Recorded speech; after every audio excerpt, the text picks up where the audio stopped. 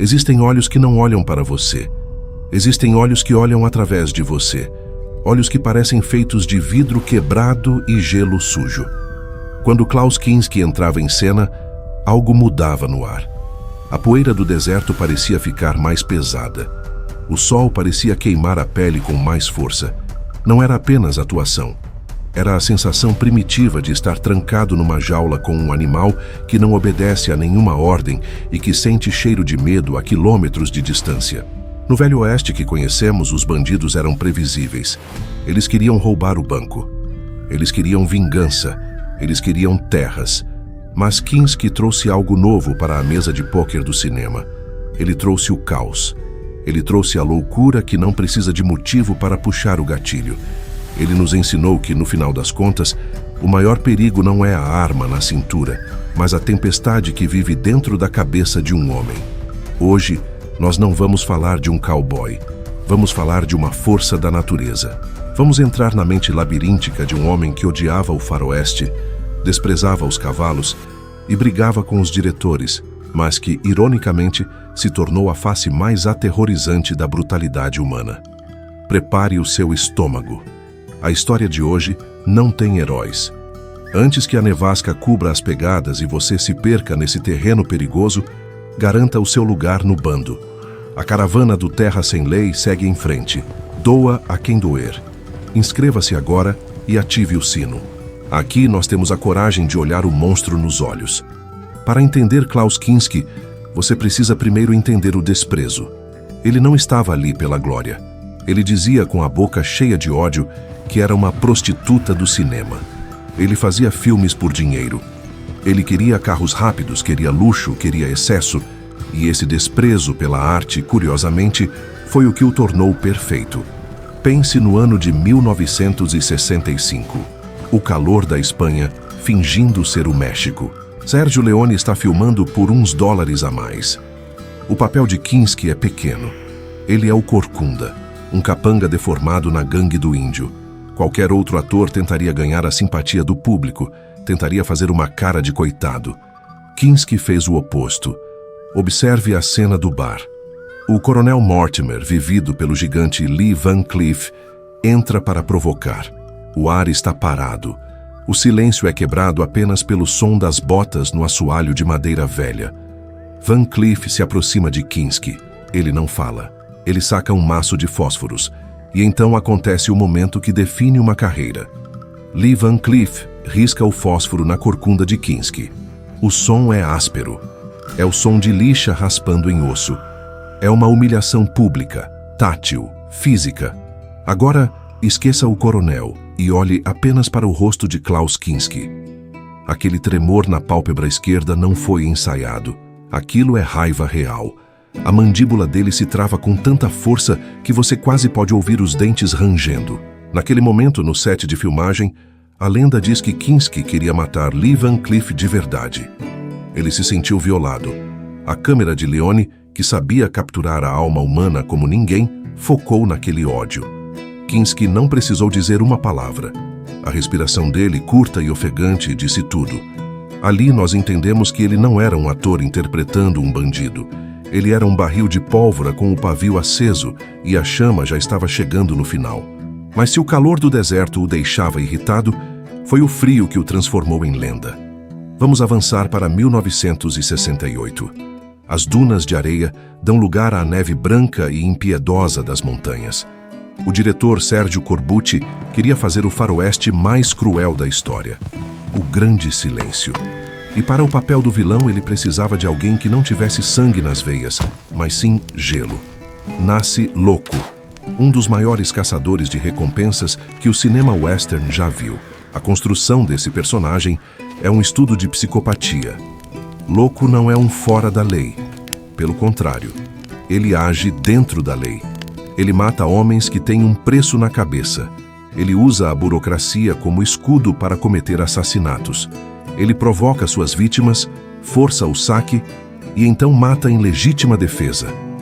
Kinski odiava a neve. Ele odiava o frio que congelava seus ossos magros. Ele brigava com a equipe técnica a cada 5 minutos. Ele se recusava a seguir ordens. E Sérgio Corbucci, num golpe de mestre, usou essa misantropia a favor do filme. O personagem louco está sempre irritado, sempre impaciente, sempre olhando para os outros como se fossem insetos que merecem ser esmagados. Há uma cena específica que gela a espinha. Louco acaba de matar um homem na frente da esposa. O corpo cai na neve fofa, criando uma mancha vermelha que se espalha como tinta. Kinski não vai embora. Ele fica. Ele olha para a mulher chorando. E ele sorri. Não é um sorriso de vitória. É um sorriso de prazer físico. Os olhos azuis se arregalam com uma curiosidade infantil e mórbida. Ele parece estar se alimentando da dor daquela mulher. Kinski segura sua arma favorita, uma pistola Mauser C96 com cabo de madeira, não como um guerreiro, mas como um cirurgião segura um bisturi. Ele é técnico. Ele é limpo. Ele é o mal que não se suja, mesmo estando coberto de sangue. A tensão que Klaus Kinski traz para a tela é a tensão da imprevisibilidade. Com outros vilões você sabe que existe um código de honra, mesmo que distorcido. Com Kinski não há código. Ele pode te oferecer um charuto ou cortar a sua garganta, e a decisão parece depender apenas do humor dele naquele segundo. Isso nos leva ao clímax de O Grande Silêncio, o momento em que o cinema perdeu a inocência. O cenário é desolador, o vento uiva, levantando cortinas de neve. O herói, silêncio, está ferido. As mãos, sua ferramenta de trabalho, estão queimadas e inúteis. Ele está diante do salão. Louco e seus capangas saem para a rua. O público de 1968 esperava a virada, esperava que o herói, mesmo aleijado, tirasse uma força sobre-humana e vencesse o mal. É isso que aprendemos a esperar. O bem vence, o mal é punido. Kinski olha para o herói. Ele vê a fraqueza, e ele não sente piedade. Ele não sente respeito pelo adversário. Ele sente apenas a oportunidade de terminar o serviço e pegar o dinheiro. O dedo de Kinski aperta o gatilho da Mauser. O som é seco, abafado pela neve. O herói cai, morto. Mas Kinski não para. A viúva, a mulher que representa a última esperança de justiça e amor naquele inferno gelado, corre para o corpo do amado. Ela grita. Louco aponta a arma para ela, sem hesitar, sem piscar. Outro tiro. Ela cai sobre o herói. O silêncio volta a reinar. Klaus Kinski caminha até os corpos. Ele não faz um discurso. Ele não ri alto, como um vilão de desenho. Ele simplesmente pega o dinheiro da recompensa que estava no bolso do morto. Ele conta as notas. Ele verifica o valor. É apenas negócio. A última imagem que temos dele é entrando na escuridão da noite, vivo, rico e impune. O mal venceu. Mas a neve não foi o único lugar onde esse demônio encontrou morada. Se em O Grande Silêncio ele era o frio da morte, em Uma Bala para o General, de 1966, ele se tornou o fogo do fanatismo. Aqui, Kinski interpreta El Santo, um tenente revolucionário que luta ao lado dos bandidos mexicanos. Mas olhe bem para ele. Ele não é um soldado comum. Ele veste trapos. Ele tem o cabelo sujo, colado na testa pelo suor e pela graxa. Ele carrega granadas no cinto como se fossem rosários de oração. Quando Kinski entra em batalha nesse filme, ele não corre para se esconder. Ele se levanta. Ele grita. Ele lança as granadas contra o exército regular com uma alegria profana, como um padre louco abençoando seus fiéis com fogo e estilhaços. A atuação aqui é física, é visceral. Kinski nos mostra que a linha entre um herói revolucionário e um maníaco homicida é tão fina quanto um fio de cabelo. Ele acreditava naquilo?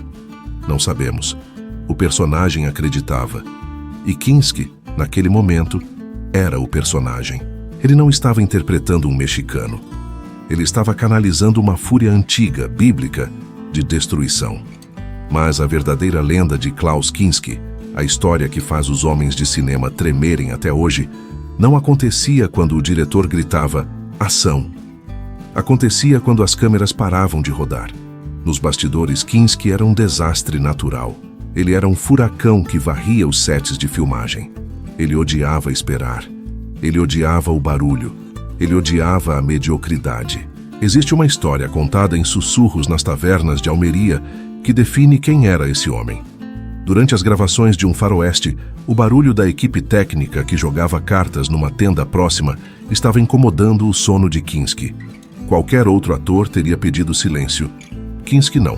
Ele pegou uma Winchester, saiu de sua cabana e disparou contra a tenda. Felizmente, ninguém morreu. Mas o recado foi dado com chumbo. Ele impunha o respeito através do terror. Ele queria o silêncio absoluto e estava disposto a usar a violência real para consegui-lo. Os diretores tinham medo dele, os produtores tinham medo dele, mas eles continuavam contratando. Por quê? Porque a câmera amava Klaus Kinski. Ele dizia abertamente, com aquele sotaque pesado e cortante: "Eu sou uma prostituta do cinema. Eu faço isso pelo dinheiro." Ele não tinha vergonha de admitir que odiava os cavalos, odiava a poeira e odiava os roteiros. Ele queria os cheques para financiar seus carros velozes e suas mulheres. Mas, ironicamente, foi esse ódio que o salvou. O spaghetti western é um gênero cínico. É um gênero sobre homens que não acreditam em nada. E quem melhor para representar esse cinismo do que um homem que vendeu a própria alma por um punhado de dólares? Kinski não precisava fingir que era um mercenário. Ele era o mercenário. Sua vida pessoal, infelizmente, provou ser ainda mais sombria do que seus filmes. Anos depois de sua morte em 1991, as revelações de sua família mostraram que o monstro não era uma máscara. Ele era real. Ele machucou pessoas que deveria proteger. Isso nos deixa, nós que amamos o cinema, diante de um abismo moral. Podemos aplaudir o vilão na tela sabendo quem ele era na vida real? A resposta é dura como tudo no Velho Oeste. Klaus Kinski foi o maior vilão da história, não porque fosse um grande ator técnico, mas porque ele era verdadeiro. Quando ele olhava para a câmera, ele não estava mentindo. Aqueles olhos azuis vidrados estavam nos mostrando um espelho. Ele nos mostrou que se tirarmos as leis, a moral e a polícia, o que sobra é a selva. E na selva, a besta fera reina absoluta. Ele foi a encarnação do perigo que vive em cada sombra do deserto. Kinski morreu sozinho, consumido pela própria raiva. Mas o fantasma de Louco ainda caminha na neve. O fantasma de El Santo ainda segura a granada. E toda vez que você assistir a Um Faroeste e sentir um frio na espinha quando o vilão aparecer, lembre-se, você não está com medo do personagem. Você está com medo da verdade que Klaus Kinski trouxe à tona. A verdade de que o mal, às vezes, tem um rosto humano e um sorriso encantador. Eu sou Mário Salum, um caçador de lendas que acredita que todo homem tem dois lados. E cabe a nós escolher qual deles vai puxar o gatilho quando a hora da verdade chegar. Até o próximo pôr do sol, meus amigos. Porque as lendas podem morrer, mas o rastro de pólvora que elas deixam jamais se apaga.